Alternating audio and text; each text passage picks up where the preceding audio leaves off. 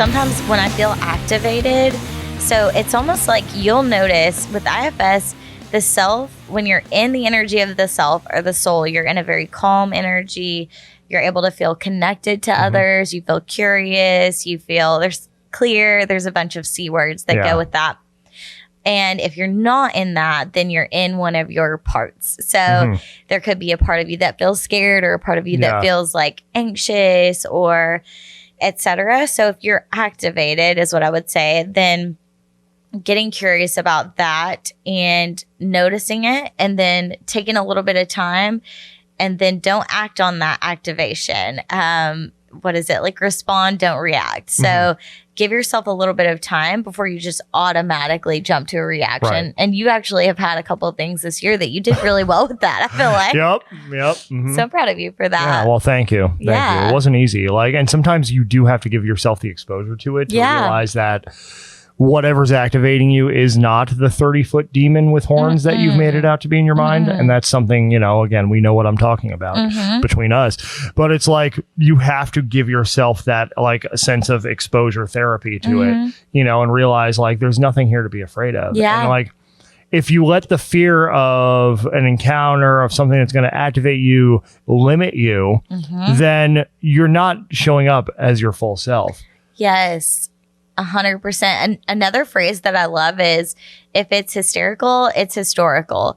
And that doesn't mean that you have to be crazy laughing or crazy crying. But if it feels pretty extreme and you don't feel calm, then it has to do with something from the past. So even if it's someone that one of my clients or whoever is dating and something happens where they feel activated, they don't feel like they're in that calm self space, then it probably has to do with the history. Yeah. Yeah, I mean, I can think of that particular situation where it's I was pretty committed to running from it for a while. Nope, not going to be in that situation, not going to be in that dynamic, not going to do it under no circumstances. Yeah. If the opportunity presents itself, I am leaving, Yes. And then I just had to come around after being in that mode for most of a day, knowing that there was the possibility of being you know what, I need to just stop running from it. Yeah. And I need to just go and show up and be me, regardless of who's in the room or what's going on in the room. I have to show up for me. I love that. Yeah, I think that's so badass. So, of course, part of being in that healthy adult energy is being able to show up regardless. We don't want to necessarily walk into a lion's den, but if we know that we can kind of take care of ourselves if there is a lion somewhere or even a mental lion, something that's causing us to feel scared, confused, anxious, etc., then as long as we can get ourselves in a good space, then we can go into that. So I think it's just you taking care of you, focusing on what feels right. And we all have things come up like fear of abandonment, fear of rejection, fear of fucking up, fear of, can I cuss? Yeah. Okay. We're on the internet. Who cares? Cool. Fear of, that's a big one for me. Fear of messing up.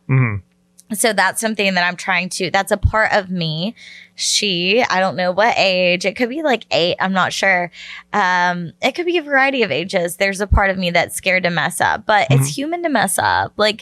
We're all human here and we're all going to mess up. It's just part of the journey. Yeah. And you have to give yourself that grace to do that. And I think as we age and we grow through life, if we're doing it the right way, for lack of a better term, there is that sense of being able to come back and, pull back from, the perfectionism and be able to give ourselves that grace and realize that we don't have all the answers. No. And part of life's journey is to find them or have them shown to you, right? Yeah. And, to not expect yourself to show up to every situation perfect. Yeah. But I think when you're walking into a potential lion's den, powder keg situation, it's important to realize that, whatever answers you do have, you need to lean on those and lean on yourself. Lean on just the truth of knowing who you are, and the truth of knowing how you want to show up. And then you're not you're not responsible for anyone else's mess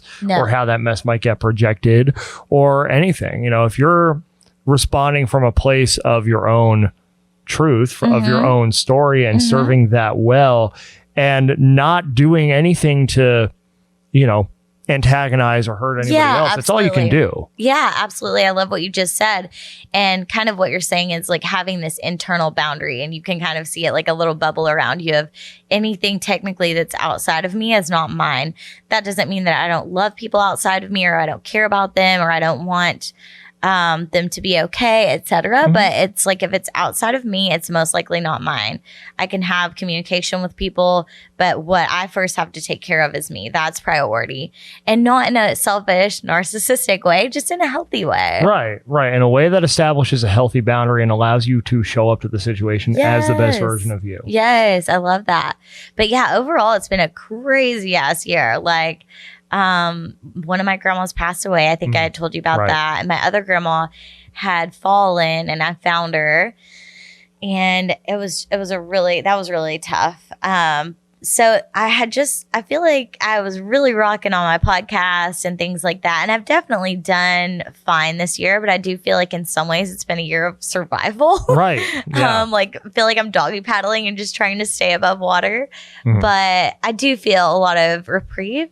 Is that the right word? Yeah. Like relief now. And I do feel that most everyone in my life is in a pretty good place. So that's positive. But again, that's not, I love these people, but it's not mine to caretake. Right. And that's a constant reminder for me. Yeah. And that's something, we just have to keep in mind. And I think we lean, sometimes on our people pleasing behaviors. Oh my gosh. Yes. Or revert to them even. We can think we're over them and we're not, completely. On our first episode, the first one that actually made it to the airwaves, like, we had mentioned, being in your like solid functional adult 80% of the time. Yeah. Again, which plays on that idea of, you're not going to be perfect. 20% of the time you're going to revert to something. Yeah. To some wound or whatever, So it's giving yourself the grace and finding ways forward no matter what.